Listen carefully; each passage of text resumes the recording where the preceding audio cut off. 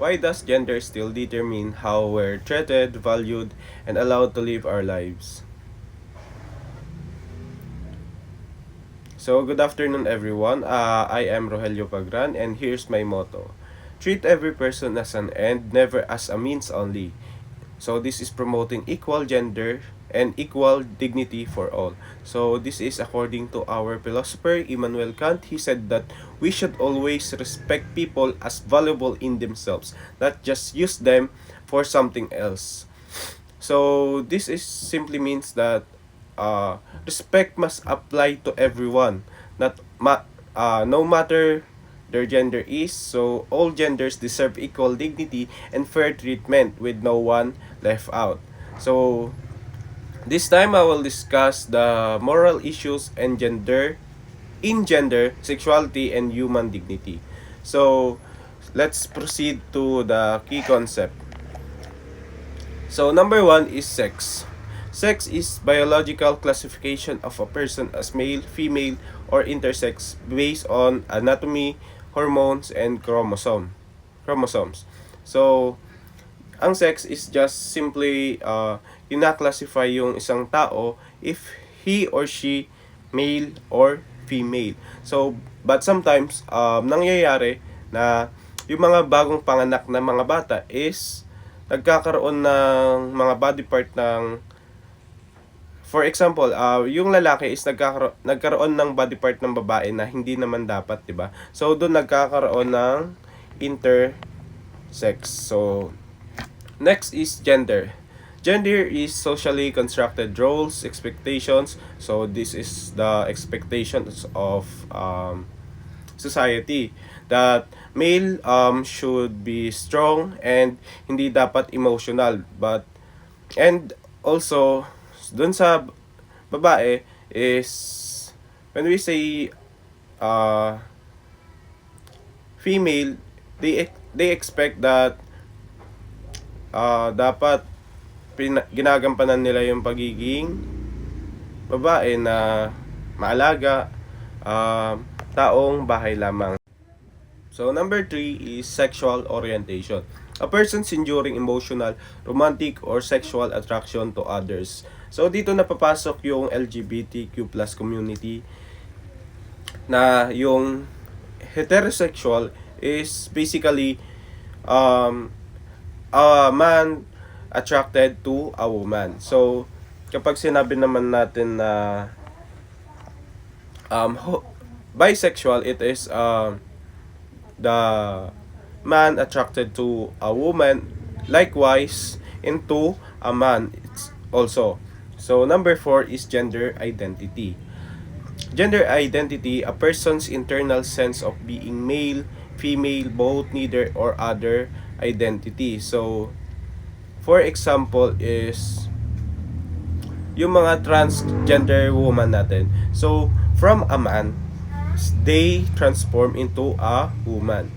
So number 5 is human dignity. The inherent worth of every human being simply because they are human. So dito na papasok yung motto ko kanina na sinabi ni Immanuel Kant that humans must be treated as ends in themselves, not as a means. So dito na yung papasok yung pagiging kindness ng mga tao, pagiging marespeto, yung mas pinipili nila na hindi mang-insulto o mangbaba ng ibang tao, because every human naman, 'di ba, deserve naman ng respect and also ng kindness. So let's proceed to the part 1 of our topic, which is gender equality and ethical treatment of all genders. Moral basis of gender equality. Number 1 is principle of human dignity. This means all genders possess equal inherent worth. So, for instance, yung mga trabador natin na lalaki at babae sa bangko na may parehas naman trabaho, so ibig sabihin dapat nakatanggap sila ng parehas na sahod at dignidad. So number 2 is principle of justice. This is a fair distribution of opportunities, rights, and responsibilities. So according to John Rawls, argues justice requires equal basic liberties. So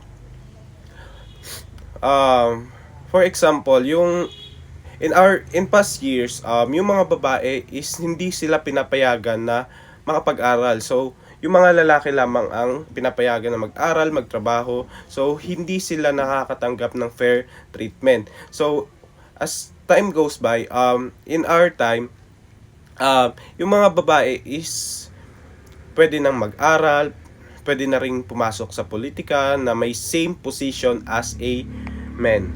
So, number 3, human rights framework. All humans are entitled to basic rights regardless of gender. So, the United Nations promotes equal rights globally. So, ito na yung mga laws natin na yung sa woman, yung nagpo-protect sa mga babae. Yung may mga batas na dapat ay hindi sinasaktan. Basta lahat ng batas, likewise naman, meron din naman sa mga lalaki. So, let's proceed to the forms of gender inequality. So, number 1, wage gap. So, women often earns less than men for similar work. So, hindi ba, noon, ang mga babae, kahit na may parehas na trabaho sa lalaki, is nag-earn sila ng pera na mas mababa pa sa na-earn ng lalaki kahit na parehas sila ng trabaho. So, number 2 is gender-based violence. This violence directed at a person because of gender. So, dito na yung papasok yung mga pang-aabuso ng mga kalalakihan sa mga kababaihan. So, next is educational discrimination, limiting access to educational based on gender. So, yun na nga yung sabi ko kanina, in past years, yung mga babae is hindi nakakatanggap ng parehas na edukasyon katulad ng lalaki. So, number 4 is political underrepresentation. This is low participation of certain genders in leadership. So, in our time, hindi naman na nangyari, di ba? Yung mga nangyari noon na in our government, yung mga leader natin is puro lalaki. Kasi sabi nila, yung mga babae is hindi naman kayang gawin yung mga kayang gawin ng mga lalaki. So, number 5 is harmful gender stereotypes. So, oversimplified beliefs about how men or woman should behave. So, our society believe that a man should not cry or a woman are not good at math. So, ganon. So, number 5. So, let's proceed to ethical theories applied to gender equality. So, number 1 is deontology. Deontology focuses on moral duty and respect for persons. So,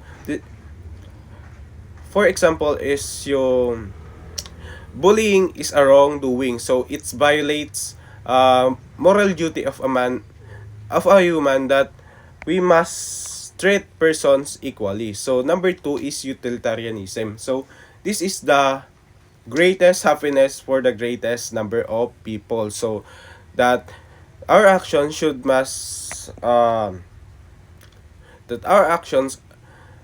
must be right if greatest number of people agrees to what are doing. So, this is according to John Stuart Mill, that gender equality increases productivity and well-being in society. So, number 3 is virtue ethics. It focuses on moral character and virtues. So, this is the leader should ensures that equal treatment because justice is a virtue. Number 4 is feminist ethics. So, this examines power structures and systematic oppression. So, Simone de Beauvoir emphasized that gender roles are socially constructed.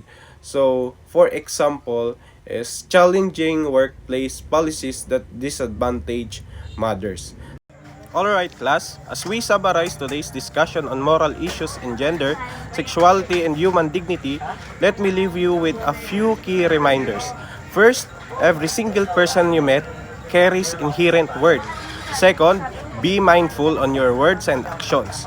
Third, don't stay silent when you see injustice. And finally, keep learning. Our understanding of these topics grows all the time. Listen to different stories, ask questions respectfully, and be willing to unlearn things that don't align with treating people well. Remember, building a world where everyone thrives starts with each of us right here, right now. Thank you so much for your engagement today, class. The rest of the topic will be discussed by Mr. Renz Orieta.